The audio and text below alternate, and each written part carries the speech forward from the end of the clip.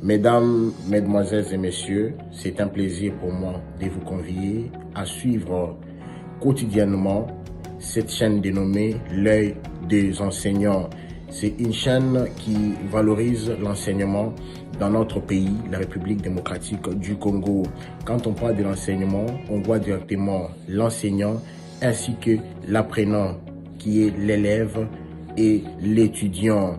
Alors n'hésitez pas à vous abonner parce que c'est un cadre qui nous permettra à s'exprimer librement tout en dénonçant ce qui se passe dans notre pays sur le plan éducatif. Abonnez-vous massivement, likez, partagez avec vos proches afin que tous nous puissions parler le même langage et tous nous puissions développer notre pays sur le plan éducatif. Que Dieu bénisse la République démocratique du Congo. Au niveau de l'une des sociétés importantes de notre pays, à savoir la Société nationale d'électricité SNED en sigle, laquelle situation est à la base aujourd'hui de la privation à plusieurs Congolaises et Congolais de leurs droits fondamentaux garantis par la Constitution, à savoir les droits d'accès à l'électricité. Et cette situation, nous la suivons depuis 2020.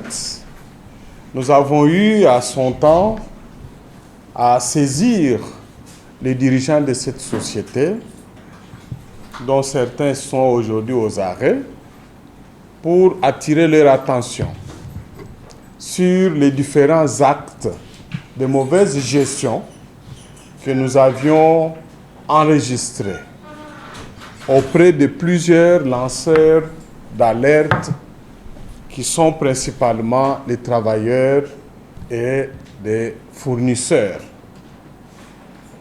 Nous avions fait des recommandations aux dirigeants, principalement à l'ex-directeur général, qui est aujourd'hui aux arrêts et qui se trouve être détenu à la prison de Makala, de prendre des dispositions idoines afin de remédier à cette situation en lui faisant savoir que cette société représentait un instrument important pour la jouissance du droit d'accès à l'électricité, mais aussi aux technologies modernes lesquelles le droit est garanti à tous les Congolais.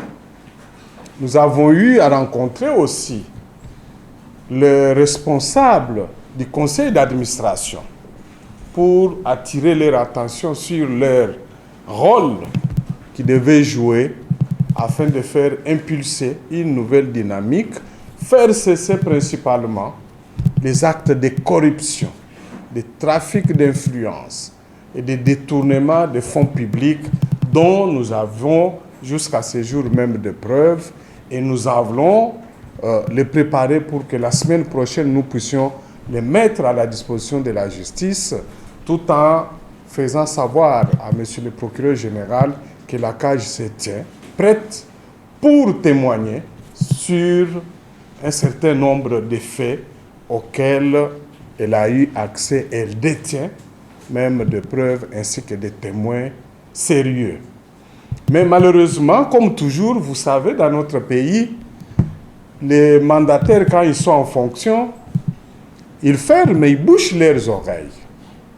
Tout ce qu'on leur dit, les démarches qui sont menées par des hommes et des femmes de ces pays, soucieux du bien-être commun, de l'intérêt général, ils ont toujours des petites idées derrière tête, pensant que ce sont des démarches qui visent à les discréditer ou qui tendraient à les faire enlever là où ils sont pour que d'autres les remplacent.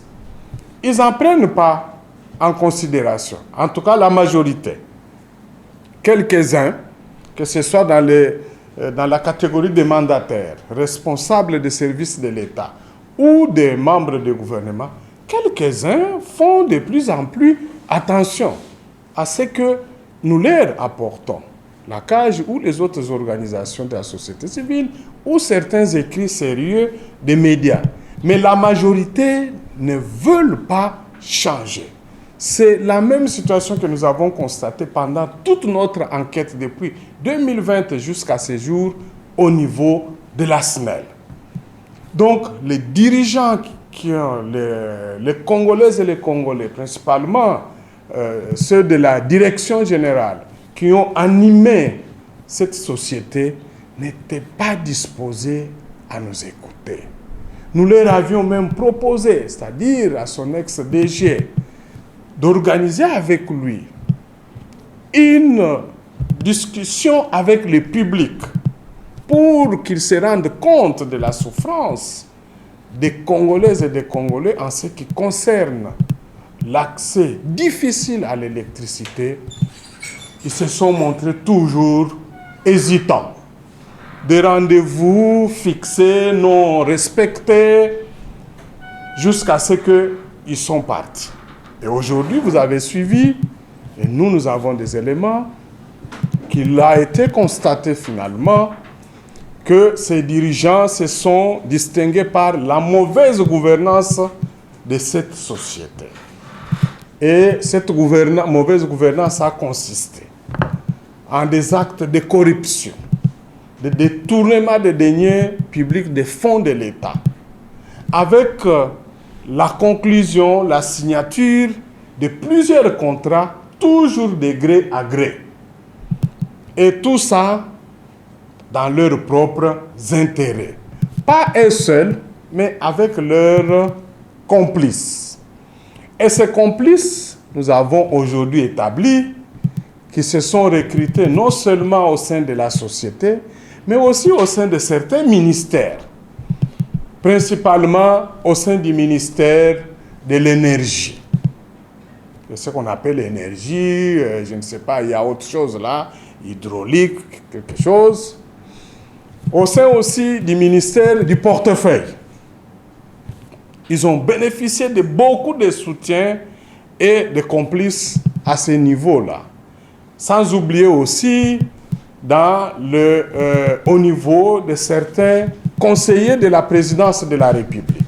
Et nous avons aujourd'hui des noms de certains Congolais et Congolaises qui se sont vraiment distingués dans cette mafia qui a consisté à rechercher des sociétés, à faire créer des sociétés de circonstances pour obtenir des marchés auprès de la SNEL. Et chaque fois, ces marchés-là étaient conclus de gré à gré contre des rétrocommissions. Et parmi ces contrats signés, nous avons épinglé les plus emblématiques.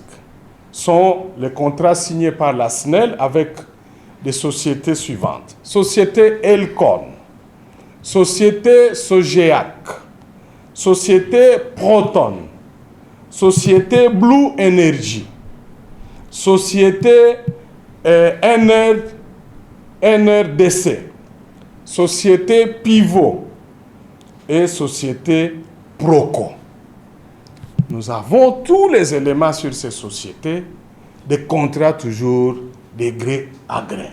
C'est ce qui fait que, aujourd'hui, que ce soit dans la capitale ou à l'intérieur de notre pays, nous avons tous des difficultés pour avoir de l'électricité. Parce que ce que nous avons constaté, ce sont des contrats de plusieurs millions.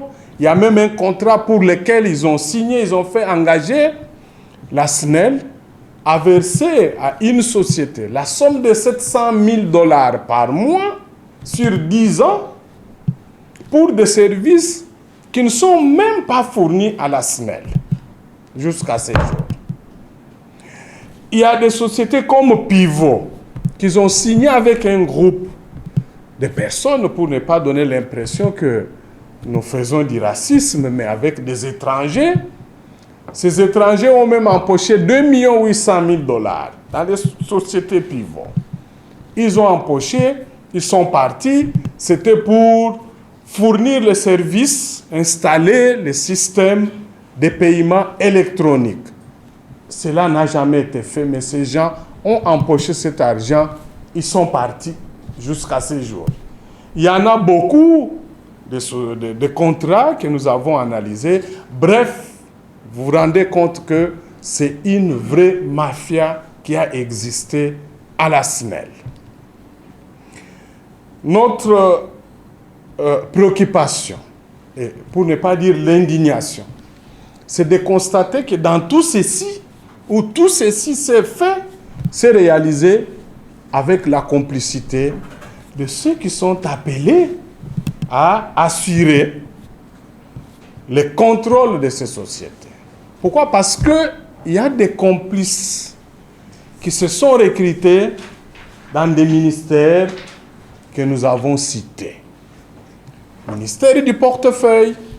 Et nous avons des éléments établissant que beaucoup de contrats ont été signés avec l'appui des personnes provenant de ces sociétés. C'était eux qui discutaient avec les mandataires, les chefs de cette société pour dire signer, et au retour, ils se partageaient des rétrocommissions. Quelques conseillers, comme nous l'avons mentionné, qui se sont aujourd'hui distingués ou qui se distinguent dans des champions de recherche des marchés. Quand ils disent que non, nous sommes à la recherche des investisseurs pour permettre au pays de connaître un boom économique, tous nous les croyons, nous pensions que c'était ça, mais en réalité, ils ont mené ces démarches que pour leur propre gain. Et donc, ces gens sont aussi à condamner, et nous les condamnons encore une fois, et nous rappelons aux mandataires, du moins à ceux qui viennent d'être nommés, placés à la tête de la SNEL, le fait qu'ils ne sont que des mandataires, c'est-à-dire des personnes à qui on a chargé d'assurer la bonne gestion quotidienne de ces sociétés pour réaliser l'objet social de la SNEL, c'est-à-dire produire, transporter et fournir l'énergie électrique aux personnes physiques, aux personnes morales, au pays comme à l'étranger, pour rendre la République démocratique du Congo un pays fort. Mais lorsqu'ils arrivent là et qu'ils passent tout leur temps à ne s'occuper que de la conclusion des contrats dans lesquels ils s'organisent pour tirer des rétrocommissions, ils ne servent plus la nation. Chose, c'est que nous vilipendons aussi l'attitude de certains responsables de la justice. Parce que tous ces faits ont été portés à la connaissance de notre justice depuis 2020. Non seulement par la CAJ, par d'autres personnes, par les médias qui avaient écrit, ou des dénonciateurs individuels, mais il y a eu aussi deux rapports importants. Les rapports de la CNRF, c'est-à-dire de la cellule nationale de renseignement financier. Il y a eu aussi les rapports, premier rapport de l'IGF. Ça, nous tirons de leurs sources, établissant à l'intention ou à la connaissance de responsables de la justice ces actes de mégestion de la société et demandant des enquêtes judiciaires pour que les fautifs soient arrêtés, que l'argent volé à la SNEL puisse être récupéré. Rien n'avait été fait. Il a fallu attendre qu'un nouveau procureur général soit enfin nommé à la tête du parquet général après la cour d'appel de Kinshasa-Gombe, que des actions de plaidoyer soient encore redoublées pour qu'enfin le nouveau procureur général, que nous félicitons en passant, puisse réactiver cette enquête qui a donné lieu aujourd'hui à l'arrestation de plus de 7 membres de la SNEL. Nous accomplissons notre devoir, notre part de ce qu'il faut faire. C'est de prendre la parole publiquement, dénoncer, mais aussi rappeler à la même justice que dans l'épourrissement de cette société, de cette mauvaise gestion, mauvaise gouvernance, la justice a aussi sa part de responsabilité.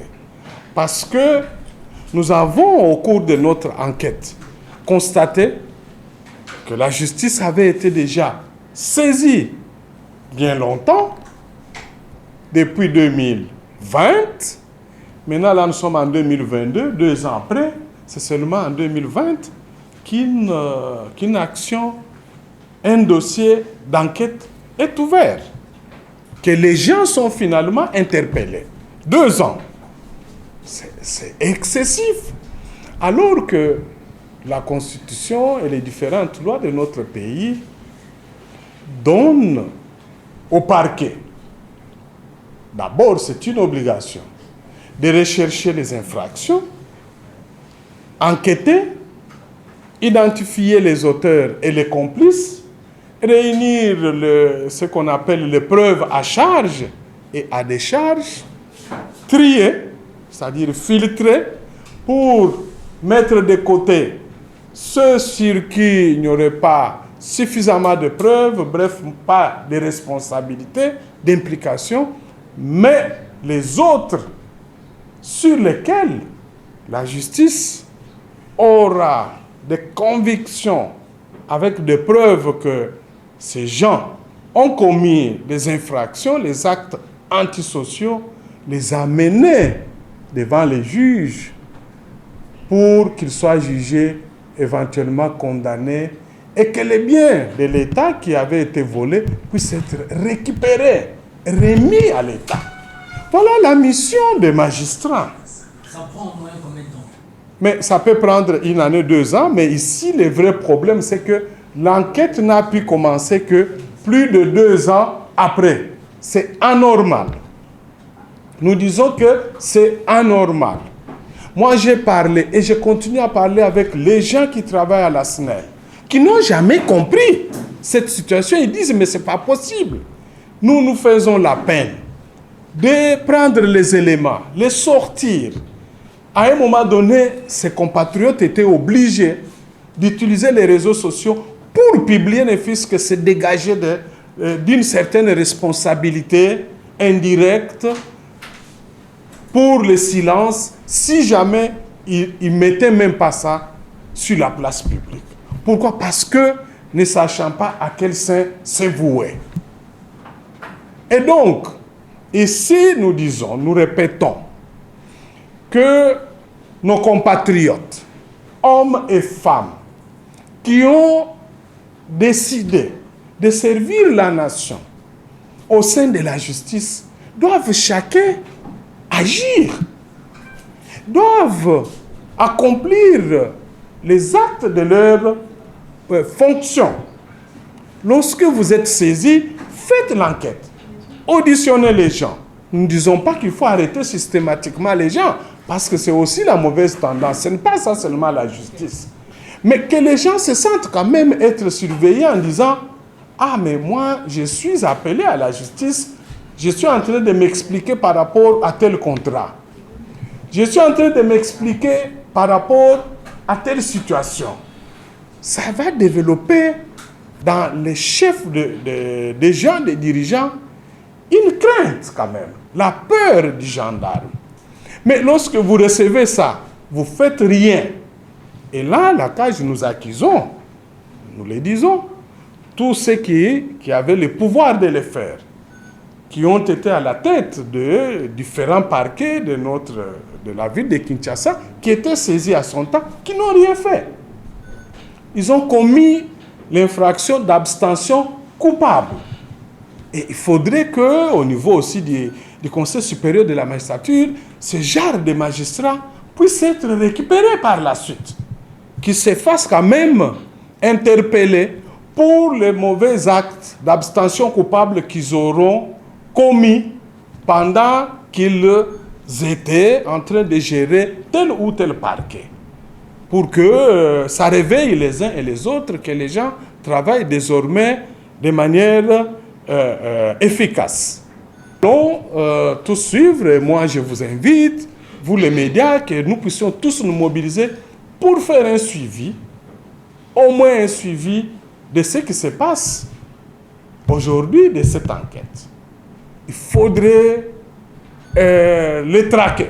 Il faudrait que nous puissions le faire. Parce qu'aujourd'hui, la souffrance que nous partageons, à cause de cette mauvaise gouvernance, les conséquences épargnent personne. Ce n'est pas en nous taisant, en pensant que c'est la responsabilité de tel ministre que les choses doivent agir.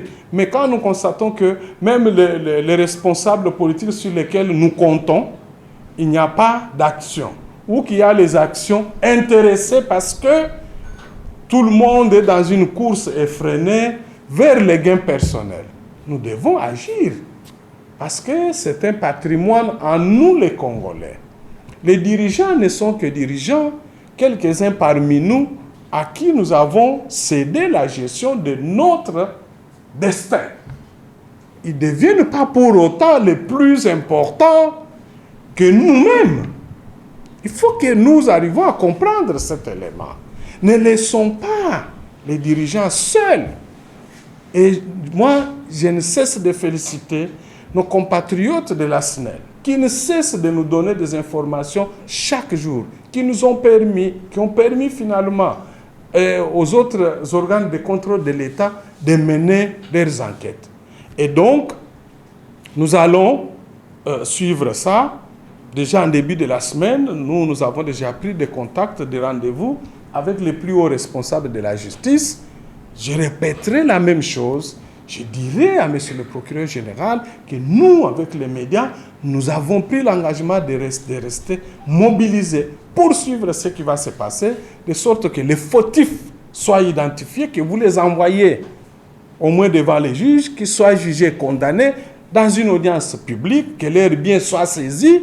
On ne voudrait plus cette justice-là, un peu de blague, où quand quelqu'un, quel que soit les faits qui pèsent sur lui, il commence à manigancer, et puis certains membres de la justice s'y mêlent pour tirer des profits, et le lendemain, on apprend qu'il a été acquitté ou qu'il a eu la liberté provisoire. Il faut pour lui accorder la liberté pour que ce soit des gens réellement qui n'ont posé aucun acte. Et je crois, comme ça a été dit par d'autres responsables politiques de ce pays, avant d'arrêter les gens, il faut d'abord évaluer les choses pour des services qu'elle n'a jamais bénéficié. Mais je viens de vous donner l'exemple avec la société Pivot ici. La société Pivot a signé les contrats pour digitaliser les services de facturation à la SNEL.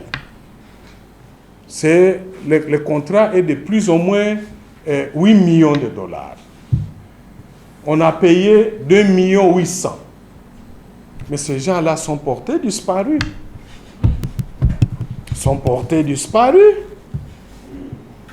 J'espère que l'ancien DG qui est aux arrêts pourra expliquer à la justice et au moment du procès, il pourra le dire comment est-ce qu'on pouvait d'abord donner ces contrats à des sociétés qui ne sont pas établies en République démocratique. Et c'est ce qu'ils font. Soit qu'ils donnent aux sociétés qui ne sont pas installées ici chez nous, ou eux-mêmes, à travers leurs fidèles, ils créent des sociétés, des circonstances.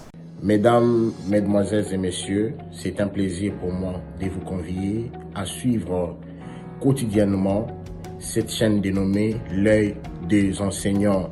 C'est une chaîne qui valorise l'enseignement dans notre pays, la République démocratique du Congo. Quand on parle de l'enseignement, on voit directement l'enseignant ainsi que l'apprenant qui est l'élève et l'étudiant. Alors n'hésitez pas à vous abonner parce que c'est un cadre qui nous permettra à s'exprimer librement tout en dénonçant ce qui se passe dans notre pays sur le plan éducatif.